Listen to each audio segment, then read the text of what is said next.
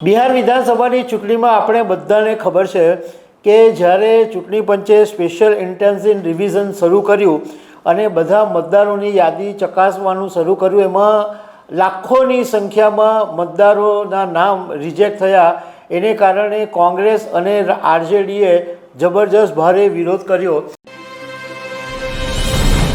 બિહારની અંદર વિધાનસભાની ચૂંટણી પહેલાં કેન્દ્ર ચૂંટણી પંચે ત્યાં આગળ સ્પેશિયલ ઇન્ટેન્સિવ રિવિઝન એટલે સરની એક પ્રક્રિયા દાખલ કરેલી હતી, જેમાં દરેક મતદારોની ચકાસણી કરવામાં આવેલી. અને આનો એટલો બધો ભારે વિવાદ ઊભો થયો કે કોંગ્રેસે ત્યાં આગળ બિહારમાં એક દિવસ બંધનું એલાન આપ્યું.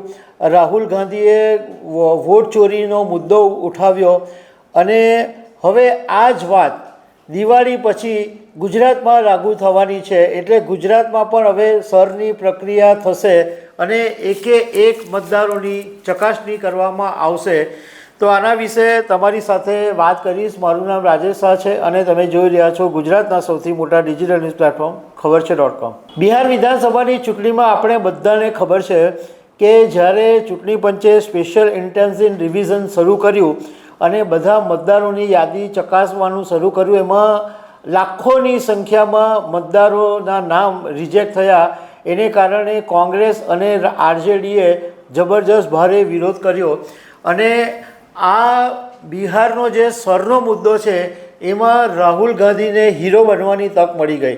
કારણ કે રાહુલ ગાંધીએ જ્યારે આ વખતે લોકસભામાં ચોમાસું સત્ર હતું ત્યારે આ મુદ્દાને જબરજસ્ત ઉછાળ્યો અને લોકસભાની બહાર વિરોધ બી કર્યો અને રેલીઓ પણ કાઢી અને ત્યાં બિહારની અંદર પણ જબરજસ્ત પ્રદર્શનો પણ કરવામાં આવ્યા. અને જે ઇન્ડિયા ગઠબંધન સાવ સૂઈ ગયેલું હતું, સાવ એકદમ નિષ્ક્રિય થઈ ગયેલું હતું, એ આ બિહારના સરના મુદ્દાને કારણે એકદમ સક્રિય થઈ ગયું અને રાહુલ ગાંધી એકદમ રાતોરાત હીરો બની ગયા. અને ઇન્ડિયા ગઠબંધને રાહુલ ગાંધીના આ મુદ્દાને ટેકો આપ્યો અને ફરી એક વખત ઇન્ડિયા ગઠબંધન ફરી ઊભું થયું, ફરી સક્રિય બન્યું. અને અત્યારે આ જે સરનો મુદ્દો છે એ રાહુલ હજુ પણ ઘમરોડી રહ્યા છે.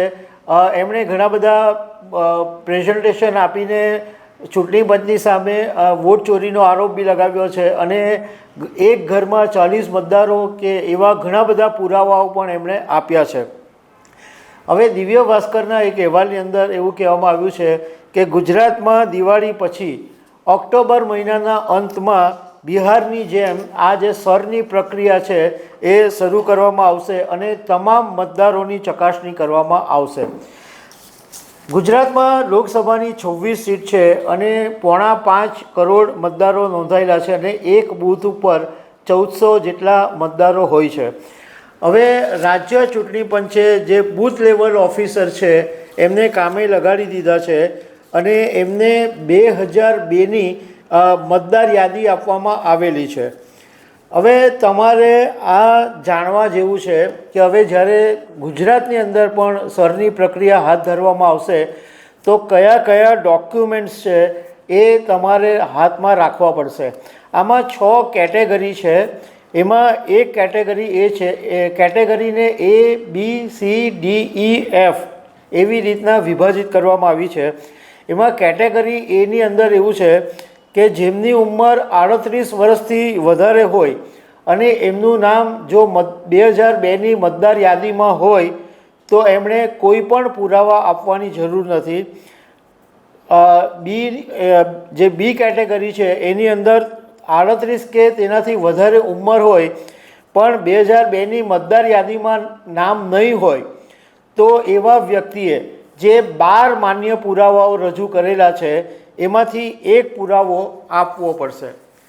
કેટેગરી સીની અંદર એવું છે કે 1/7/1987થી 2/12/2004માં જે લોકો જન્મેલા છે એમના માતા અથવા પિતાનું જો મતદાર યાદીમાં નામ હોય તો એમણે એક પુરાવો આપવાનો રહેશે.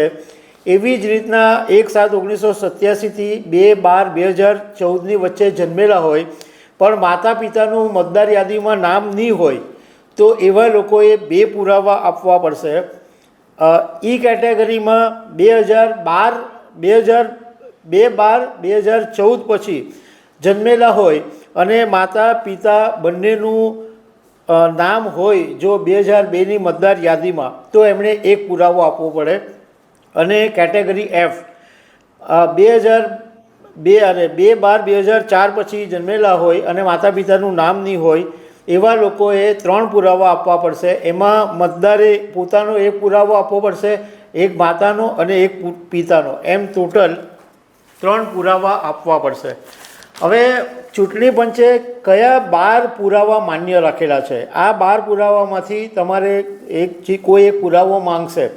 તો આ જે 12 પુરાવા છે એમાં એક આધાર કાર્ડ છે, એક ડ્રાઇવિંગ લાઇસન્સ છે, એક પાસપોર્ટ છે, એક પાન કાર્ડ છે, એક મનરેગા જોબ કાર્ડ છે, એક છે બેંક કે પોસ્ટ ઓફિસમાં ફોટા સાથેની તમારી પાસબુક હોય, શ્રમ વિભાગની સ્કીમમાં ઇસ્યુ થયેલા હેલ્થ ઇન્સ્યોરન્સ સ્માર્ટ કાર્ડ હોય તમારી પાસે, તો એ પણ ચાલે.